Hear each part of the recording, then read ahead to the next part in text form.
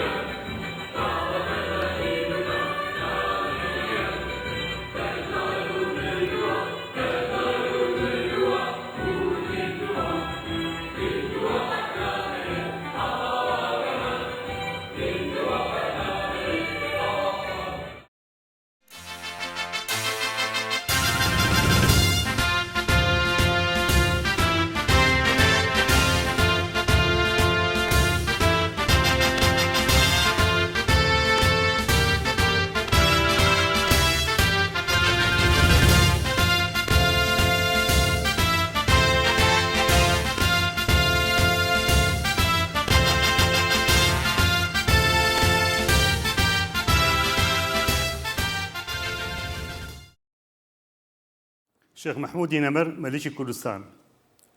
کورد شۆڕەسواری وەک شێخی بوو بێ سەرنەوی ناکا لە بۆ بێگانە. بێگومان باسکردن لەسەر هەرێکی لە سەرکردەکانی کورد ئەرکێکی ئاسان نییە، چونکە باسکردن لەسەر هەرێکی لەو سەرکردانە مانای باسکردنە لەسەر یەکێ لە قۆناغە گرنگەکانی بزوتنەوەی ڕزگاری خوازی میلەتەکەمان. شێخ محمودیش یەکێکە لەو سەرکردانەی کە لە مێژووی میلەتەکەمان وەک شۆڕژێرەك وەک کەڵە پیاوێک دژ بە داگیرکەرانی کوردستان هەڵسا و مێژوویەکی پڕ سەروەری و شانازی تۆمار کرد و بوو بە ئەسێرێکی هەمیشە درەوشاوە لە ئاسمانی کوردایەتیدا. شێخ محمودی نەمەر کوڕی شێخ سەعیدی کوڕی شێخ محەممەدی کوڕی کاک ئەحمەدی شێخە کە یەکێک بووە لە شێخەکانی تەریقەی قادری. لە ساڵی 1962 لە شاری سلێمانی هاتۆتە دنیاوە. لەبەر ئەوەی شێخ سەعیدی باوکی نەوەی کاک ئەحمەدی شێخ بووە، بۆیە خۆی بە نازناوی حەفیزادە ناسەندووە. دایکی ئامینە خانمی کچی شێخ بابە ڕەسوولی بەرزنجیە وەک شەزای کاک ئەحمەدی شێخ بووە. شێخی نەمەر زانستەکانی شەریعە و فقه و تەفسیری لەسەر دەستی مامۆستاکانی ئەو کاتی سلێمانی فێر بووە و زمانی عەربی و فارسی بەباشی و تۆزێکی تورکی زانیوە.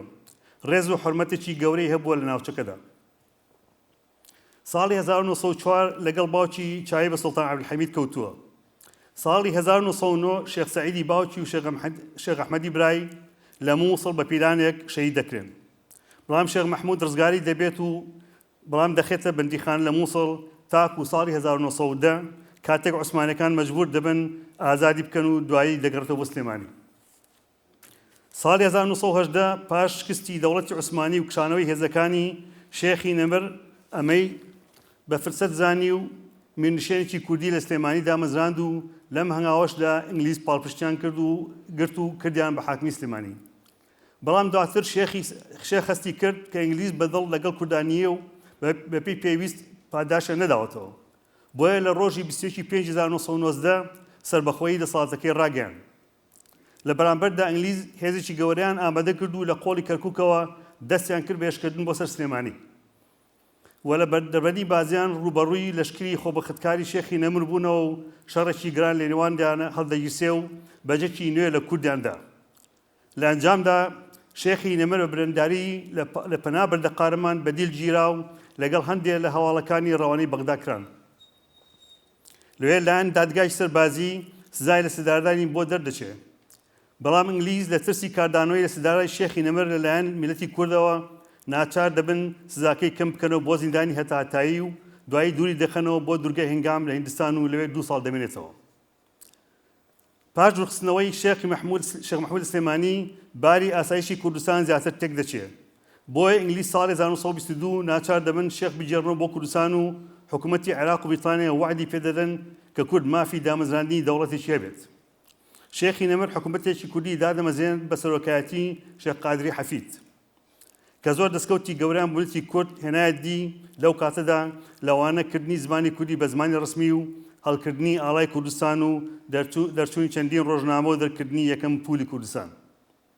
بەڵام ئەم جارش بریتانیا لەگەڵ کووردا ڕاز نەبوو، بە تایبەتی کە پەیمانی سیڤەر پوچەڵ کرایە و لە شوێنی ئەو پەیمانی لۆزان لەگەڵ تورکیای کەمالی ئیمزاکرا. شێخی نەمر لە مانگی تشرینی دووەمی هەمان ساڵ خۆی کرد بە پاشای کوردستان و داوای یارمەتی لە کیتی سۆڤێت کرد بۆ پشگیریکردنی. لە ساڵی 1924 سوپای عێراق بە یارمەتی تانک و تۆپ و فڕۆکە جەنگیەکانی بریتانیا هێرشیان کردە سەر شێخ و توانیان سلێمانی بگرنەوە. شێخ کەوتە شەڕی پارتیزانی تا ساڵی 1927 و دوایش چوو بۆ عێراق. دوای ڕاپەڕینی شێخی نەمر دژی میری عێراق لە دوای ڕاپەڕینی شێخی نەمر دژی میری عێراق لە دوای شەڕەکەی بەردەچی سەرا بوو لە 6 ڕەشی ئەیلولی 1930 و کوشتنی ژمارەیەک لە خۆپیشەندەران. ئەو کات شێخ لە پیران بوو لە کوردستانی ئێران کە هەواڵی ئەو ڕاپەڕینەی پێگەیشت گەڕایە پێنجون و ئەو ناوچەی ئازاد کرد و پیاماقولانی ئەو ناوچەی کۆ کردەوە و لەسەر ڕاستپەردەی شێخ یادداشتێکی توندیان نارد بۆ نوێنەری بریتانیا لە بەغدا و داخوازەکانی گەلی کوردیان تیان نووسی.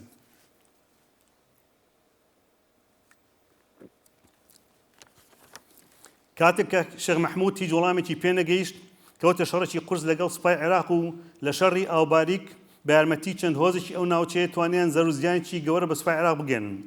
بەڵام لەبەر نابەرامبەری لە چەک و تەقەمەنی و بەشداریکردنی ئینگلیز بە فڕۆکە جەنگیەکانیان و دواتریش خەیانەتی هەندێک لە سەرۆکۆزەکانی ئەو ناوچەیە بۆیە شێخی نەمر ناچار بکشێتەوە بۆ ناوچەکانی نزیک سنووری ئێران. دواتر شێخی نەمر ناچار بوو ڕۆژی سوێکی 5/1931 خۆی بدا بەدەستەوە و دواتر ڕەوانەی خواروی عێراق کرا و لەوێ دەوری 10 ساڵ دەمێنێتەوە.